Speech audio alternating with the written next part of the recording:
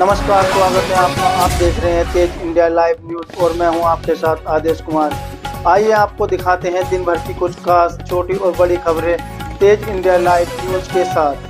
बता दें खबर जनपद बिजनौर के नेहटौर से, जहां नेहटौर क्षेत्र के गांव सदरुद्दीन नगर में उस समय हड़कंप मच गया और भारी भीड़ जमा हो गई जब प्रशासनिक आदेशों के बाद 3 महीने पहले दफनाए गए एक व्यक्ति के शव को कब्र से बाहर निकाला गया। मृतक की पत्नी द्वारा पति की हत्या करने और उसकी पैतृक जमीन को धोखाधड़ी कर हड़पने का आरोप मृतक की पत्नी ने लगाया था। पुलिस ने सबको कब्जे में लेकर पोस्टमार्टम के लिए भेज दिया है। बता दें जानकारी के अनुसार नेहटौर थाना क्षेत्र के गांव सदरुद्दीन नगर निवासी जुल्फिकार उर्फ गुड्डू पुत्र मोहम्मद फारूक की बीती 5 मार्च 2026 को संदिग्ध परिस्थितियों में मौत हो गई थी। उसके शव को उसके मिलने वालों ने लाकर परिवार को सौंप दिया था। उस समय मौत के कारणों को स्वाभाविक मानते हुए या बीमारी का हवाला देकर परिजनों ने सबको सुपुर्द खाक कर दिया था। घटना में नया मोड़ तब आया जब मृतक की पत्नी इशरत जहां ने स्थानीय पुलिस और उच्च अधिकारियों को तहरीर देकर अपने पति की मौत पर गहरे सवाल उठाए। इशरत जहां का आरोप है कि उसके पति जुल्फिकार की स्वाभाविक मौत नहीं हुई बल्कि उसकी हत्या की गई है। पत्नी ने कुछ कारोबारियों व दोस्तों पर शक जाहिर करते हुए आरोप लगाए हैं जिसकी कि उसकी जमीन की धोखाधड़ी कर अवैध रूप से हथियाने के उद्देश्य से इस पूरी साजिश को अंजाम दिया गया। मौत के वक्त उसे सही जानकारी नहीं दी गई और आनंद फानन में सबको दफना दिया गया। रविवार को प्रशासनिक अधिकारियों ने कोर्ट के आदेश पर मामले की गंभीरता और जमीन विवाद से जुड़े हत्या के संगीन आरोप को देखते हुए नायब तहसीलदार राजकमल, संजीव कुमार व कोतवाल रविंद्र प्रताप की देखरेख में कब्र को खुदवाया गया। 3 महीने पुराने सबके अवशेषों को सील कर पंचनामा भरा गया और मौत के सही कारणों का पता लगाने के लिए फोरेंसिक व पोस्टमार्टम जांच के लिए जिला मुख्यालय भेजा गया है। थाना प्रभारी रविंद्र प्रताप सिंह ने बताया कि मृतक की पत्नी की तहरीर और कोर्ट प्रशासनिक आदेश के अनुपालन में सबको कब्र से बाहर निकाला गया है। पोस्टमार्टम की रिपोर्ट आने के बाद ही मौत के असली कारणों का खुलासा हो सकेगा। वहीं रिपोर्ट और जांच के तथ्यों के आधार पर आगे की वैधानिक कानूनी कार्रवाई की जाएगी। इस घटना के बाद से गांव सदरुद्दीन नगर और आसपास के क्षेत्र में तरह तरह की चर्चाएं व्याप्त हैं। इस मौके पर लेखपाल मनोज कुमार सहित पुलिस बल मौजूद रहा। नेहटौर से संवाददाता गुड्डू भारती की देखिए खास रिपोर्ट। क्या नाम है आपको? मेरा नाम इशरत है। कहाँ की रहने वाली है? मैं जिला नैनीताल रामनगर की रहने वाली हूँ। और सदरुद्दीन नगर में क्या मामला है? सदरुद्दीन नगर में मेरी शादी हुई थी मोहम्मद जुल्फिकार से 1989 में और मोहम्मद फारूक इनके पिताजी का नाम है। और जो है मेरे शोहर को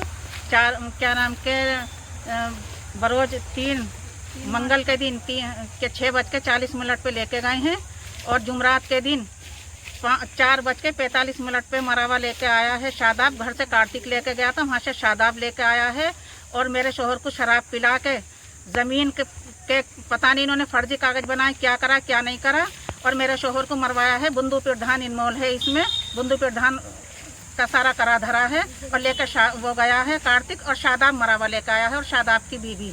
और मुझे इंसाफ चाहिए, मैं इंसाफ मांग रही हूँ।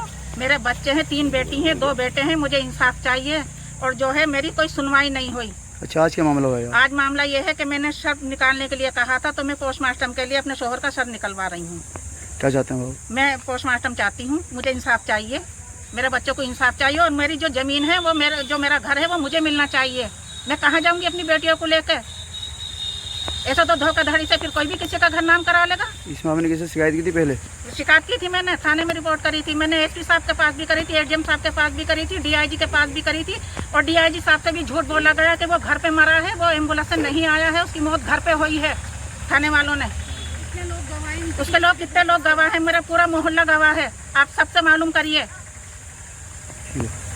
खबर जनपद बिजनौर से, जहां मोहल्ला मीरा की सराय मदरसा मिशवाउलुम एक कैंप नेहटौर की मरहूम शख्सियतों के नाम फ्री मेडिकल कैंप में 150 मरीजों को दवाई दी, आंखों की जांच, ब्लड प्रेशर, शुगर की जांच की गई, जिसमें सभी मरहूमों के लिए दुआ मौलाना नफीस ने दुआ करवाई, जिसमें Rabbani Ansari, Aftab Ahmad, doctor Anas Ahmad, doctor Asif Ansari, doctor Sariq Khalil, Aamir Ansari, Tariq Rabbani, Shahrukh Kafeel Ansari, Qari Laiq Ansari, Sadab Shad Samim बोले, रईस उस्मानी, फुरकान अहमद, जलाउद्दीन अंसारी, उमर अख्तर, उबैद भाई, नावेद एडवोकेट आदि मौजूद रहे। नेहटौर से संवाददाता गुड्डू भारती की देखिए खास रिपोर्ट। वो दो शब्द हमारे जावल भाई बोलेंगे, रब्बानी भाई मिलके। अस्सलाम वालेकुम। ज़हीर भाई, ज़हीर हमारे नाम आता है।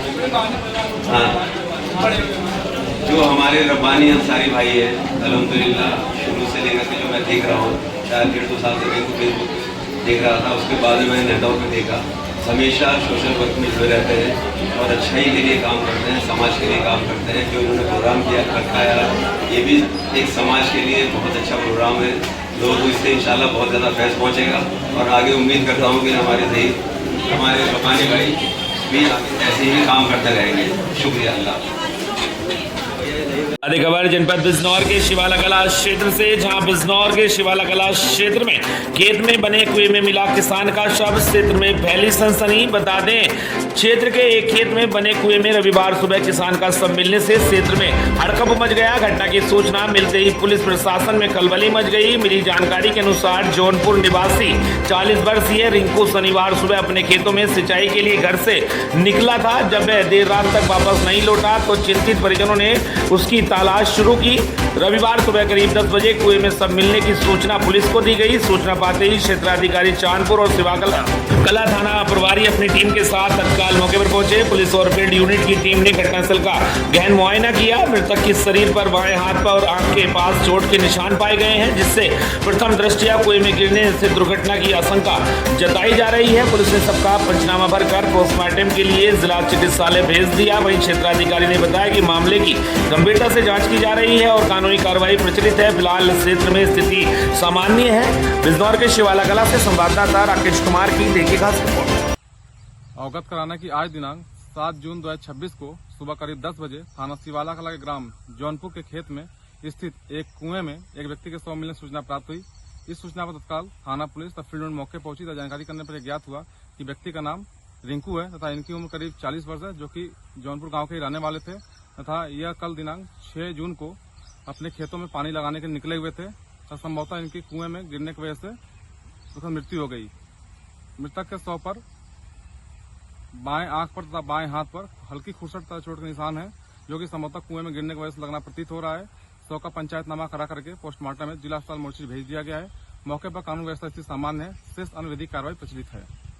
बता दें खबर उत्तर प्रदेश के जनपद मैनपुरी से, जहां जमीन पर कब्जे का प्रयास, विरोध करने पर जान से मारने की धमकी का आरोप। बता दें, बिल्हौर तहसील क्षेत्र के ग्राम नानामऊ निवासी विकास सिंह ने अपनी पुश्तैनी जमीन पर अवैध कब्जे के प्रयास का आरोप लगाते हुए उप जिलाधिकारी बिल्हौर को शिकायती प्रार्थना पत्र सौंपा है। प्रार्थी के अनुसार गाँव के कुछ लोगों द्वारा उनकी भूमि पर जबरन कब्जा करने की कोशिश की जा रही है। आरोप है कि संबंधित लोग जमीन पर छप्पर डालकर और जानवर बांधकर कब्जा स्थापित करने का प्रयास कर रहे हैं। विकास सिंह का कहना है कि जब उन्होंने और उनके परिवार ने इसका विरोध किया तो उन्हें गाली गलौज की गई तथा जान से मारने की धमकी दी गई। वहीं प्रार्थी ने आरोप लगाया कि उसके माता पिता को भी प्रायः धमकाया जा रहा है और विरोध करने पर मारपीट के लिए आमदा हो जाते हैं। मामले में कई लोगों को नामजद करते हुए प्रशासन से कार्रवाई की मांग की गई है। वहीं प्रार्थी ने एसडीएम से मामले की निष्पक्ष जांच कर भूमि को कब्जा मुक्त कराने तथा आरोपित व्यक्तियों के खिलाफ सख्त कानूनी कार्रवाई की मांग की है। शिकायत के बाद प्रशासनिक स्तर पर मामले की जांच की उम्मीद जताई जा रही है। वहीं दूसरे पक्ष का कहना है कि वह जमीन उनकी है, वह जमीन उनके घर के सामने है। मैनपुरी से संवाददाता कश्यप की देखिए खास रिपोर्ट। आप क्या मांग की उम्मीद करते हैं? प्रशासन से यही मांग की उम्मीद करते हैं कि प्रशासन जाए गांव में पूछे कि हमारी ज़मीन है, कोई हम गलत नहीं कर रहे हैं, हम न्याय की बात कर रहे हैं और ये लोग नहीं मान रहे हैं उस चीज़ को। तो प्रशासन से हमारी यही विनती है, हाथ जोड़ से विनती है कि हमारा न्याय किया जाए। जो ये हमें प्रताड़ित करते हैं, हमारे बूढ़े माँ बाप को प्रताड़ित करते हैं, घर में हमारे छोटे छोटे बच्चे हैं, उनको हमें जान से मारने की धमकी देते हैं। कल को अगर हमें कुछ हो जाता है तो इसकी जिम्मेदारी किसकी होगी? और बात पे घर की औरतों को आगे कर देते हैं लड़ाई करने के लिए। बता दें खबर उत्तर प्रदेश के जनपद उन्नाव से, जहां नगर पालिका परिषद गंगा घाट के अंतर्गत आने वाले पोनी रोड कूड़ा घर में कई दिनों से लगी आग बराबर जल रही है। वहीं नगर पालिका परिषद गंगा घाट द्वारा अग्निशमन विभाग को लिखित में जानकारी देने पर भी कोई सुनवाई नहीं हुई, जिसके चलते क्षेत्रीय निवासी लगातार जल रही कूड़े की गंध और धुएं से परेशान है। गोवंश भी हो सकते हैं आग का शिकार। आखिरकार कब अग्निशमन विभाग लेगा लिखित शिकायत का संज्ञान? उन्नाव से संवाददाता शैलेंद्र सिंह की देखी खास रिपोर्ट। ताज़ा खबर छत्तीसगढ़ के जिला बेमेतरा से, जहां नवागढ़ सतनाम भवन में प्रगतिशील सतनामी समाज की बैठक संपन्न। विभिन्न पदों पर हुई नियुक्तियां। बता दें आपको, सतनाम भवन नवागढ़ में प्रगतिशील सतनामी समाज की महत्वपूर्ण बैठक आयोजित की गई। कार्यक्रम का शुभारंभ गुरु घासीदास बाबा के चित्र के समक्ष दीप प्रज्वलित कर किया गया। इसके पश्चात समाज के संगठन विस्तार, सामाजिक उत्थान एवं आगामी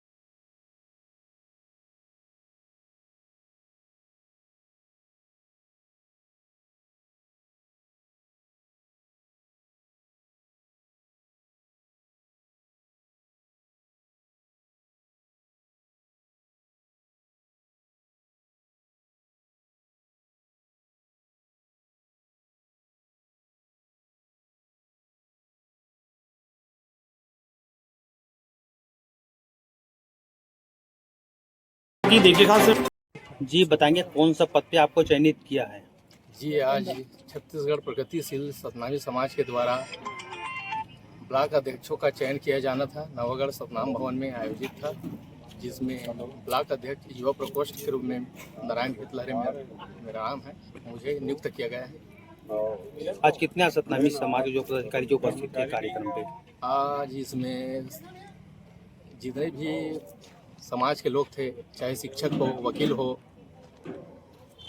जितने भी समाज कार्यकर्ता हैं, सब लोग मौजूद थे। क्या कैसे महसूस हो रहा है आपको जो अभी नवागढ़ की पावन धरती पे? बहुत ही हर्ष हो रहा है मुझे।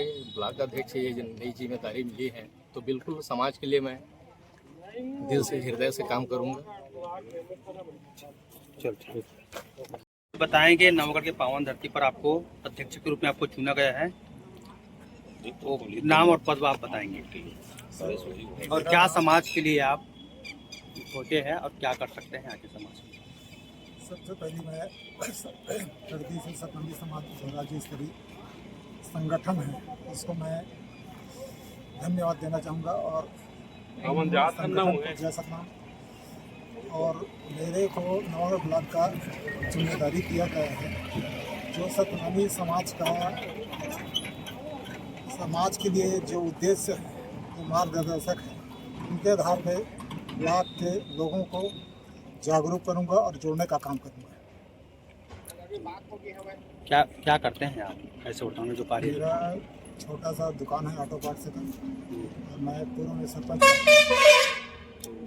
कहाँ के सरपंच? ग्राम पंचायत।